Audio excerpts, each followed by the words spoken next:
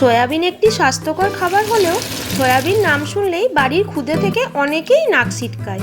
দুপুরে কিংবা রাতে খাবার পাতে এই রকম একটা সয়াবিনের পদ থাকলে বাড়ির সকলেই চেটেপুটে একেবারে সাফ করে দেবে। ডিনার রান্নাবাড়ি চ্যানেলে আজ তোমাদের জন্য রইল চটজলদি চিলি সয়াবিনের রেসিপি। এটি বানানো যেমন সহজ তেমনি খুব বেশি উপকরণও লাগে না। তাহলে দেরি না করে চলো দেখে নিই চিলি সয়াবিনের সহজ রেসিপি।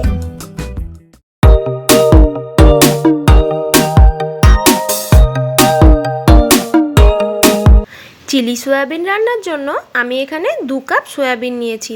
আমি এখানে 4 জনের মতো চিলি সয়াবিন রান্না করব। তোমরা তোমাদের পরিবারের মাথা অনুযায়ী সয়াবিনের পরিমাণটা কম বেশি করে নেবে। এবার এর মধ্যে ফুটন্ত গরম জল দিয়ে 10 মিনিট সয়াবিনটাকে রেখেছিলাম। আমি যখনই কোনো সয়াবিনের পদ রান্না করে থাকি কখনোই গরম জলে ফোটাই না, ফুটন্ত গরম জল দিয়ে 15 মিনিট মতো রেখে দিই। 15 মিনিট পর সয়াবিনগুলোকে জল থেকে ছেঁকে তুলে নিলাম। আবারও সয়াবিনগুলোকে একবার ঠান্ডা জলে ভালোভাবে ধুয়ে নেব। ঠান্ডা জল থেকে ভালোভাবে জলটা ছেঁকে তুলে নেব। এবার সয়াবিনটা ম্যারিনেটের জন্য 1/2 চা চামচ গোলমরিচ গুঁড়ো, 1/2 চা চামচ কাশ্মীরি লাল লঙ্কার গুঁড়ো, 2 টেবিল চামচ কর্নফ্লাওয়ার, 1 চা চামচ নুন, 1 চা চামচ রিফাইন্ড সয়াবিন অয়েল দিয়ে ভালোভাবে মাখিয়ে নেব। এই সয়াবিনটা ম্যারিনেট করার পর প্রায় 15 থেকে 20 মিনিট আমি রেখে দিয়েছিলাম। প্রায় 15-20 মিনিট পর একটা কড়াই গরম করে তাতে তেল দিয়ে দিলাম। তেলটা গরম হয়ে গেলে সয়াবিনগুলো এক এক করে গরম তেলে ভেজে নিতে হবে। সয়াবিনগুলো উল্টে পাল্টে কিছুক্ষণ ভাজার পর একটু ব্রাউন কালার এলেই সব সয়াবিনগুলো এক এক করে তুলে নেব। এখানে সয়াবিনগুলো আমি হাই ফ্লেমেই ভেজে নিয়েছিলাম। এইভাবেই আমি বাকি সয়াবিনগুলোকেও ভেজে নেব। সয়াবিন যে শুধু স্বাস্থ্যেরই খেয়াল রাখে তা কিন্তু নয়, একটু অন্যরকমভাবে রান্না করলে এর স্বাদ কিন্তু চমৎকার হয়। দেখো সয়াবিনগুলো সব ভাজা হয়ে গেছে। এবার একে একে সয়াবিনগুলোকে তুলে নেব।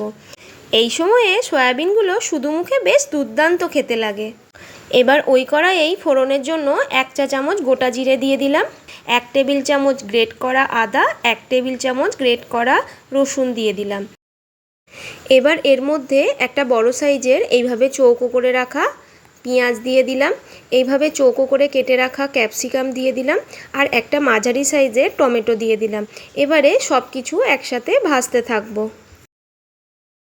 এই রান্নায় বিভিন্ন রকম সবজি ব্যবহার করার জন্য খাবারটি দেখতে কিন্তু বেশ আকর্ষণীয় হয়ে ওঠে।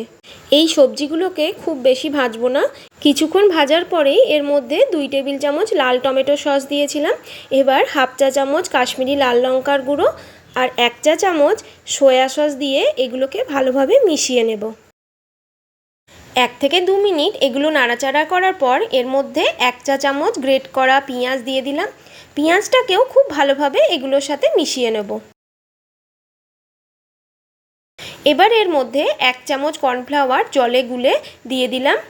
কর্নফ্লাওয়ারটা দিলাম যাতে গ্রেভিটা একটু গাঢ় হয়। এবার এর মধ্যে 1/2 কাপ জল দিয়ে দিলাম। জলটা কিছুক্ষণ নাড়াচাড়া করার পর 1/2 চা চামচ নুন দিয়ে দিলাম, 1/2 চা চামচ চিনিও দিয়ে দিলাম। চিলি সয়াবিন স্বাদে যদিও একটু ঝাল ও মশলাদার হয়, তবে এই রান্নায় একটু চিনি যোগ করলে ঝাল ও মিষ্টির খুব ভালো একটা মেলবন্ধন ঘটে। এবার লো ফ্লেমে সয়াবিনগুলোকে দিয়ে সয়াবিন আর সবজি একটু সময় নিয়ে গ্রেভির সাথে ভালোভাবে মিশিয়ে নেব। যারা কাজের ফাঁকে ব্যস্ত জীবনের মাঝে স্বাস্থ্যকর কিছু বানাতে চাও তারাই চিলি সয়াবিন একবার বানিয়ে দেখতে পারো। এটি খুব কম সময়ে ঘরোয়া সামান্য কিছু উপকরণ দিয়েই রান্না করে ফেলা যায়। এবার ফ্লেমটাকে অফ করে দেব। উপর থেকে একটু ধনেপাতা কুচি দিয়ে দিলাম। ধনেপাতা কুচি দিলে এর স্বাদ কিন্তু আরও বেড়ে যায়। ঝালের জন্য অল্প একটু লঙ্কা কুচি দিয়ে দিলাম। আর সবশেষে 4-5 কোয়া রসুন একদম কুচি কুচি করে কেটে রেখে উপর থেকে একটু ছড়িয়ে দিলাম।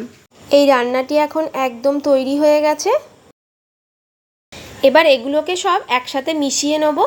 তোমরা দেখতেই পাচ্ছ চিলি সয়াবিনটা কতটা জুসি হয়েছে আর দেখতেও কতটা লোভনীয় হয়েছে। এই পদটি ভাত, রুটি, পরোটা বা নুডলস সব রকম পাতেই সমানভাবে ভালো লাগে। এবার পরিবেশনের পালা। এই চিলি সয়াবিন রান্নার রেসিপিটি তোমাদের কেমন লাগলো অবশ্যই আমায় কমেন্ট করে জানিও।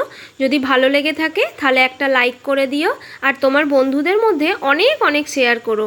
নিত্য নতুন রান্নার ভিডিও পেতে আমার চ্যানেলটাকে সাবস্ক্রাইব করে দিও। আবারও ফিরে আসবো নতুন কোনো এক রান্নার রেসিপি নিয়ে। প্রত্যেকে ভালো থাকবে, সুস্থ থাকবে। এখন গরম গরম চিলি সয়াবিন পরোটার সাথে পেটে যাওয়ার জন্য একদম রেডি। প্রত্যেককে শুভ ভোজন। টাটা।